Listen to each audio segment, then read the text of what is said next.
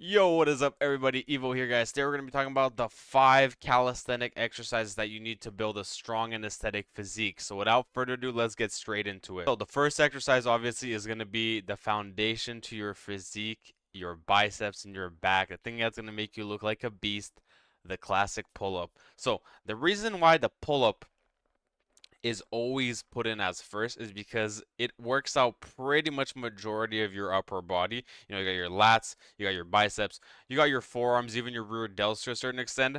Slight variation in the hand placement allows you to go above and beyond and hit specific parts of your arm and specific parts of your back. That allows you to hit hypertrophy harder and allows you to overload the muscle to a higher degree. You can easily start with something kind of like a assisted or a negative if you can't do regular pull-ups, so you can work up to it. And even if you do work up to a certain degree where you're getting more and more comfortable, you can rep out more reps.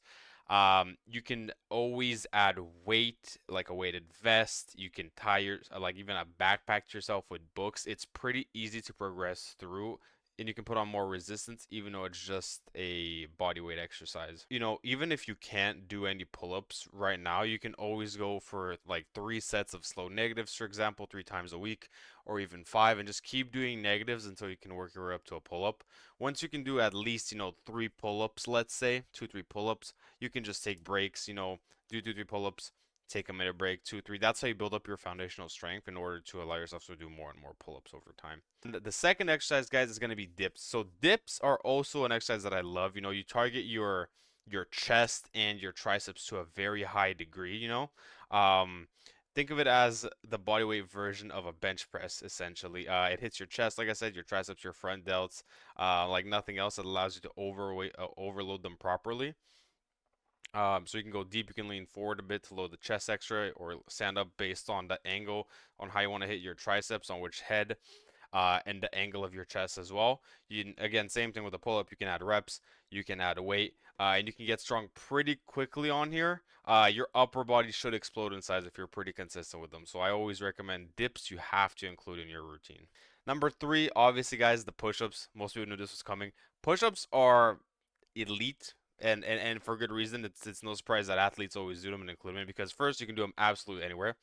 Just like the pull-ups and the dips, they're easy to overload. Again, backpack, weighted vest, decline with your feet up, incline with your arms up and your feet down to hit different angles. You can do absolutely anything with just push-ups. As far as chest development, realistically, with just dips and push-ups, you can get a pretty big chest. If you think guys who are in prison for a long time and you know they always have these insane physiques because they're just spamming dips and push-ups all day, and their macros suck ass. They don't get any good food in there. So it's just mainly due to them spamming all those reps and usually getting quite good results as of that. Another important thing to remember is when you're doing push-ups is don't cheat the form. It's going to engage your core, so really stabilize yourself.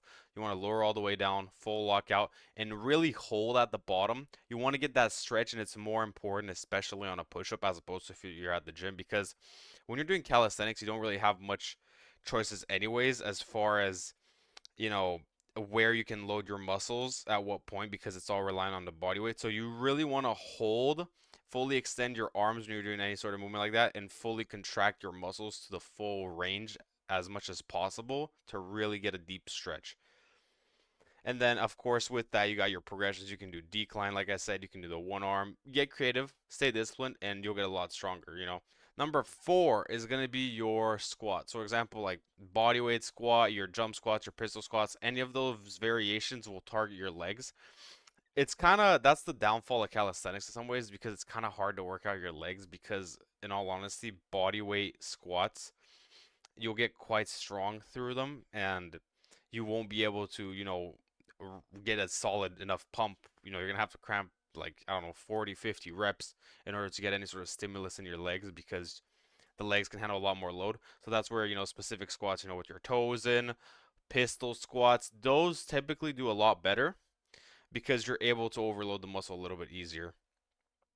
So if you skip legs, you're going to stay small. So remember that. So you got to build the quads, the hamstrings, the glutes, and of course the cardiovascular endurance with using those big muscles. If you do a higher rep range, try to do them as deep as you can. Like I said, add the pistol squats, add even jump squats. They're also pretty solid for building explosive strength. And that's where you can build that sort of warrior engine and warrior physique.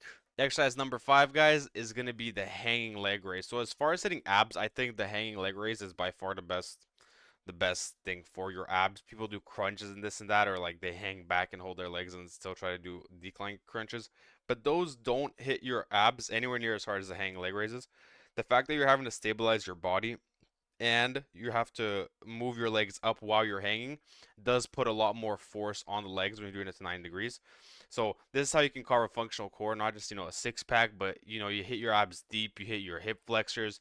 It forces your full body to work as well, especially if you're making sure that there's no swinging or momentum. It's just going to be a pure core strength exercise, and that's where you get a lot of those gains and strength capabilities. And if you guys can't do the leg raise, you start off with simple progressions again. Start with knee raises and you work your way up to it more and more and more until, same with all of them. If you can bang out 2, 3 of those reps clean, then you just keep going. Take longer breaks, do the set again. Take longer breaks, do the set again. And that'll allow you to build up more and more reps over time. And that's it, boys and girls. That was 5 moves. So we had the pull ups, the push ups, the squats, the leg raises.